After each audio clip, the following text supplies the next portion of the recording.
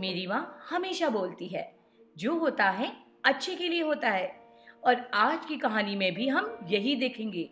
अगर कहानी आपके दिल को छुए तो इसे 30,000 लाइक्स तक पहुंचाना बिल्कुल ना भूलें। एक शहर में मुकेश नाम का एक बड़ा बिजनेसमैन रहता था, जिसका एक बहुत ही मशहूर रेस्टोरेंट था।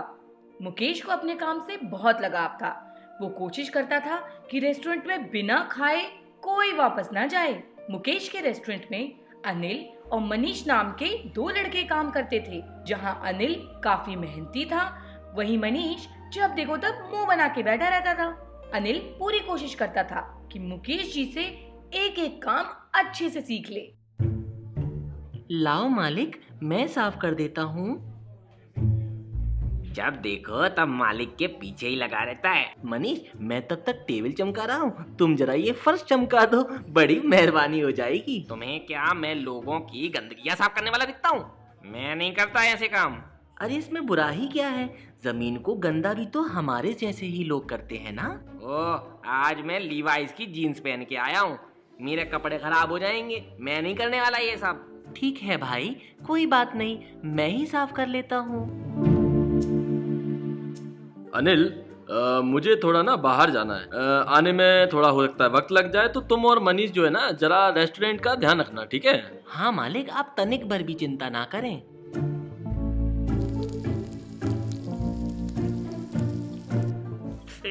ये क्या है? इतनी मिर्ची कौन डालता है?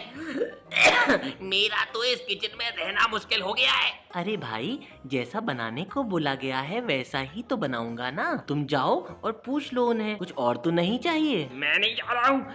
तो तुम्हारे इस खाने की वजह से मेरी आंखें बहुत दर्द हो रही हैं। हैरान किसी दिन काम के चक्कर में मैं तुम्हारे पास ही ना आ जाऊं। मनीष की बातें सुन के सभी लोग हंसने लगते हैं और उसे बुरा लग जाता है। वो गुस्से में लाल हो जाता है। फिर क्या था, अनिल अकेले ही सारा काम कर लेता है और जब मुकेश जी आते हैं तो अनिल की खूब तारीफ करते हैं। जैसे जैसे दिन गुजरते जाते हैं, मनीष अनिल से और चिढ़ने लगता है। उसे ये बिल्कुल पसंद नहीं था कि अनिल की सब तारीफ करते हैं। और तभी उसके खुरापाती दिमाग में एक आइडिया आता है। हाँ, यही करूँगा। एक दिन दुकान में सुबह सुबह खबर आती है कि बहुत ही बड़ी चोरी हो गई है। चालाक मनीष सबको अपनी बातों में फंसा लेता है और सारा का सारा इंजाम अनिल पर आ जाता है।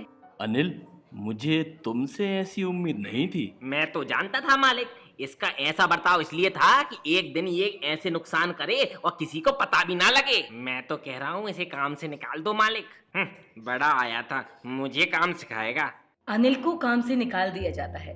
वो बहुत दुखी होता है। तभी उसी टाइम उसको अपनी माँ की कही एक बात याद आती है। उसकी माँ हमेशा कहा करती थी कि जीवन में अच्छा या बुरा जो भी होता है हमारे अच्छे के लिए ही होता है। और धीरे धीरे मुकेश जी के साथ रह के उसने जो भी काम सीखा होता है वो सारी मेहनत अपने ढाबे में झोंक देता है। कुछ साल बाद एक दूसरे बिजनेसमैन की पार्टी में मुकेश और अनिल का आमना सामना होता है। मुकेश जी जैसे ही अनिल को देखते हैं, वो तुरंत अनिल के पास जाकर उससे कहते हैं, अरे अनिल बेटा, तुम यहाँ कैसे? अरे मालिक, आप यहाँ इतने सालों के बाद देख रहा हूँ आपको, बहुत खुशी हुई। कैसे हैं आप? मैं तो ठीक हूँ भाई, तुमसे मिलके काफी अच्छा लगा। मुझे माफ करिएगा मालिक, वो मैं जानता हूँ उस दिन तुमने चोरी नहीं की थी। पर मालिक, आपने ये सब कैसे पता लगाया? तुम्हारे जाने के 15 दिन बाद ही हमारे यहाँ दूसरी चोरी हुई और उसके बाद ये सब जैसे रोज का हो गया था।